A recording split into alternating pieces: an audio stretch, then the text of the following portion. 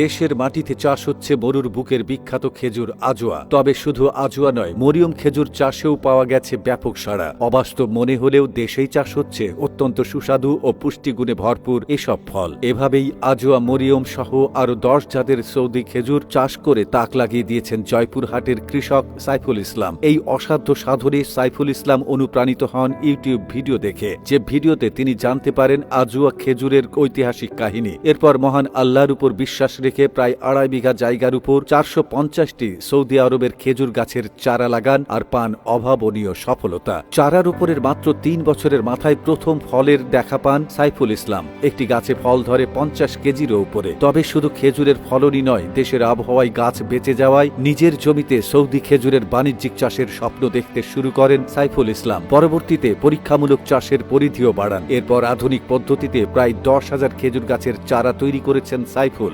আগ্রহীদের কাছে বিক্রি করেন সেই চারা। পৃথিবীতে প্রায় 1000-এর বেশি খেজুরের জাত রয়েছে। এর মধ্যে 400-রও বেশি জাতের খেজুর উৎপাদন হয় সৌদি আরবে। এর মধ্যে আজওয়া অন্যতম বিখ্যাত। প্রিয় নবী হযরত মুহাম্মদ সাল্লাল্লাহু আলাইহি ওয়াসাল্লাম নিজে আজওয়া খেজুরের বীজ রোপণ করেছিলেন। এই খেজুর বিশেষভাবে বরকতময়। প্রিয় নবী সাল্লাল্লাহু আলাইহি ওয়াসাল্লামের প্রিয় ফল খেজুর। প্রিয় নবী সাল্লাল্লাহু আলাইহি ওয়াসাল্লাম 7টি খেজুর দিয়ে নাশতা করতেন। তিনি পবিত্র রমজানে সবাইকে খেজুর ও পানি দিয়ে ইফতার করতে বলতেন। পবিত্র কোরআনে 26 বার খেজুরের উল্লেখ রয়েছে। সূরা আবাসার 27 নম্বর আয়াতে বৃক্ষ তরুলতা বিবরণ প্রসঙ্গে মহান আল্লাহ বলেন, আমি জমিতে উৎপন্ন করেছি শস্য, আঙ্গুর, শাকসবজি, জয়তুন ও খেজুর বৃক্ষ।